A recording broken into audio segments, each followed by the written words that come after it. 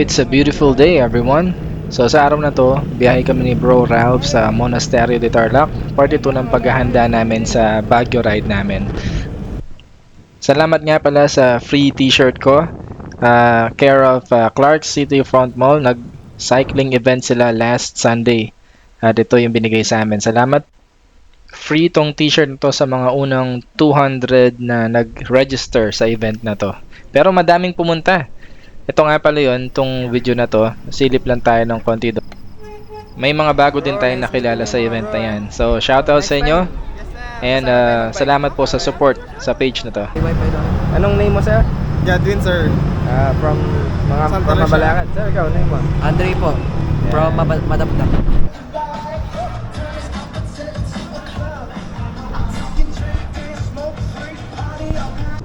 Now, balik na tayo sa ride na to, yung pa-Monasterio de Tarlac. So, gaya nga ng sabi ko, paghahanda namin to sa aming Baguio ride. So, medyo mahirap yun. Actually, mahirap talaga yun. Kaya kailangan namin mag-practice kasi once a week lang kaming nakakabike.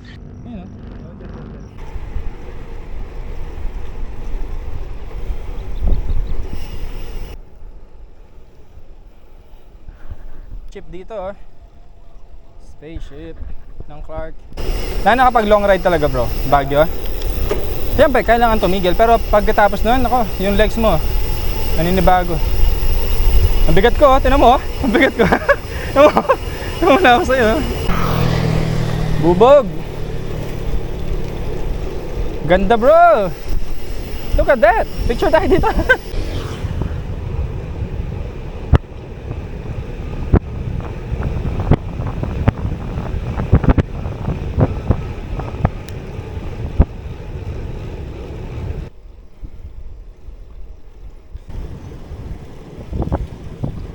Morning! Sarap mag-bike today. Time check, 7:18 AM. Napansin ko maraming nagmo-motor ngayon tsaka nagbabike dahil November 1 today. Tapos weekend. Ayan, namamasyal yung mga tao.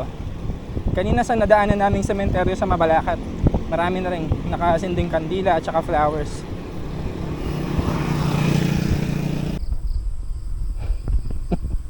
Halos din yun.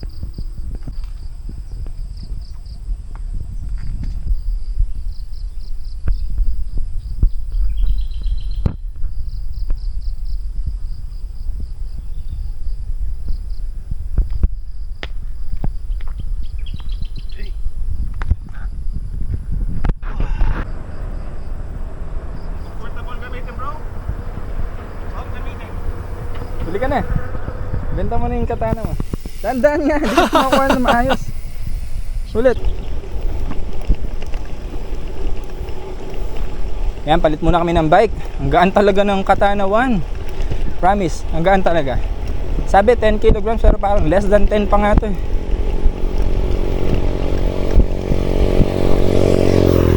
Sarap padyakan, no? Gaan.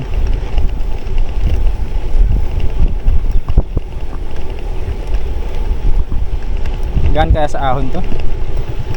Kasi paahon na tayo ng Monasterio de Tarlac via San Jose.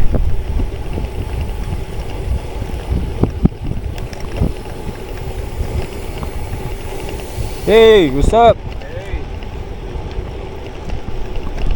Tinanggal ko yung gloves ko kasi dahil bago siguro namamanhid yung kamay ko.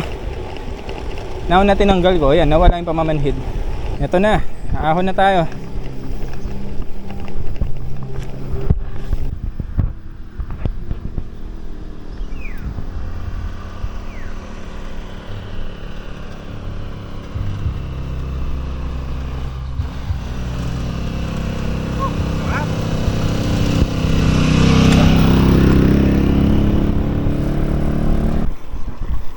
Yan, balik na tayo sa katana ko.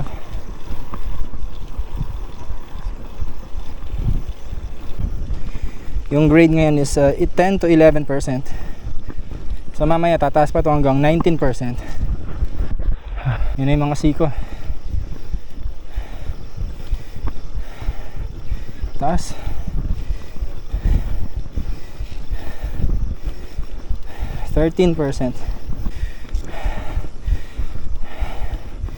14%. Whew. Ayun. After nung paliko na yun, may mas matarik pa dun. 15 na. 16. Gapang.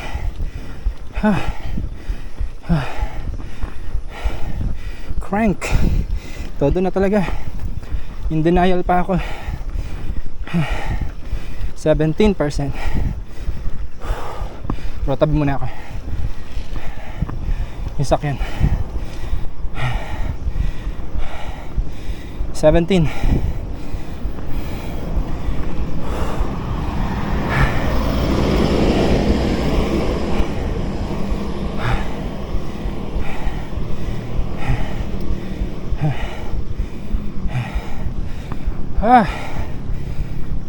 Pwedeng tumukod bro. Tukod ka lang kung kailangan.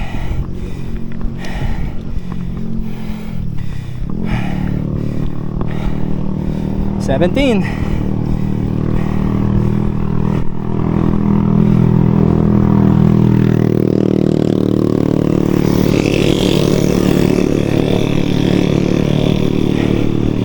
%. Tumataas na yung gulong sa harap. 20%. Ito na yung 20. Whew. 20 pa din. 19. Okay. Mababa na yata. 18.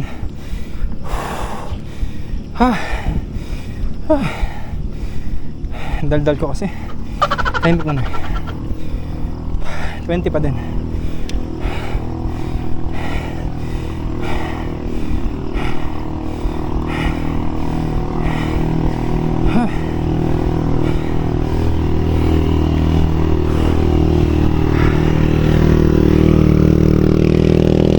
%. 23. Wow.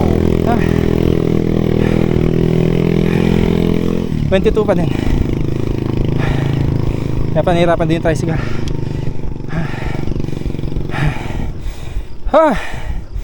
Yun na yung pinakamatarik. Yung 23%. Ano, lumabas na yung pawis mo?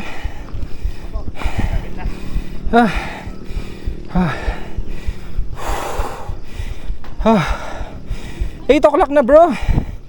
Na-delay tayo. Hindi, okay lang. Nandito na tayo.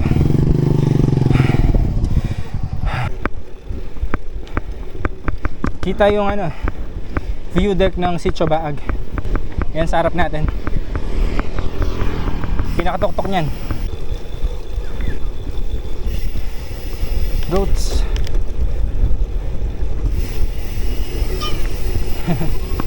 Gulat sila sa sound ng hub. Monastery na ako pero wala pa si Ralph. Hintayin ko na siya sa cross.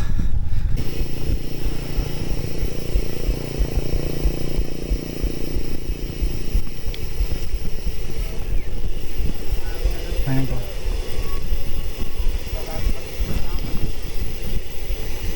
Butik. Sakit na yung braso ko. Okay. Let's go.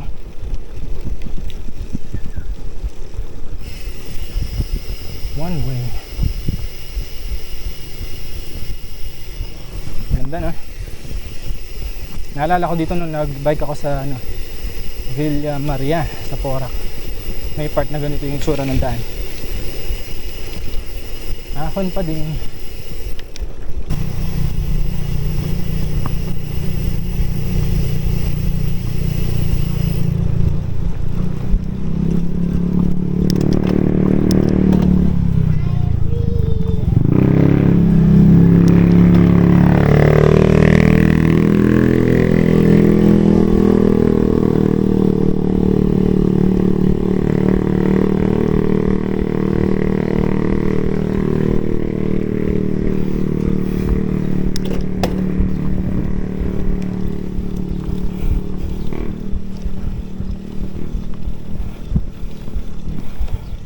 Baka dito 11% pero parang walang ka-effort.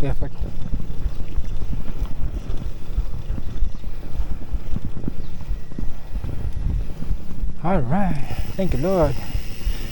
Here we go.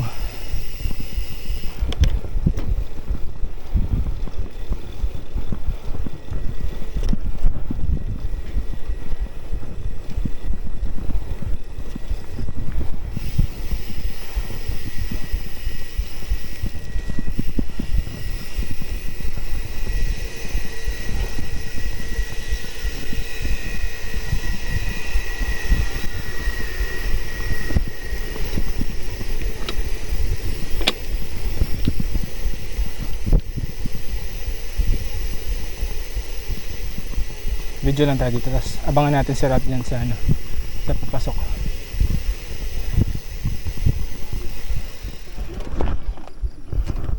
Okay, ikot natin.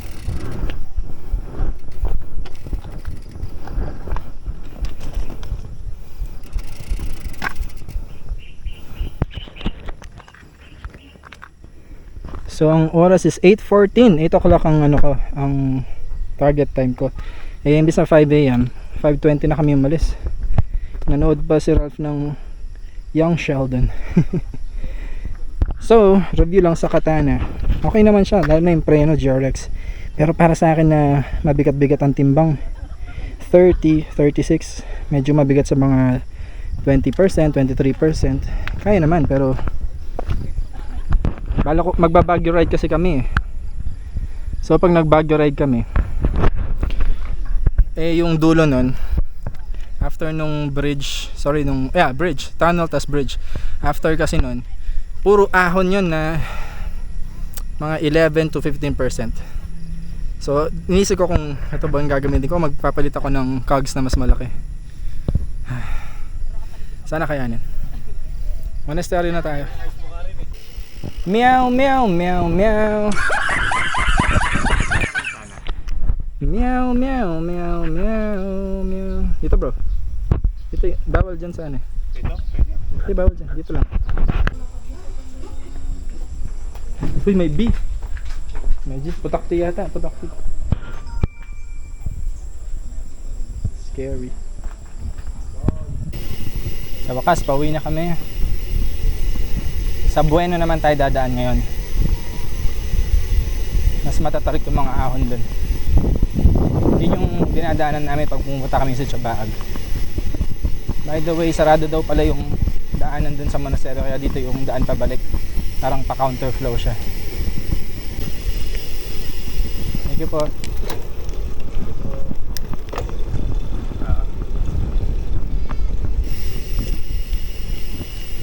Here we go! Playground na naman. Ang mga mahilig sa rolling hills, hey, let's enjoy.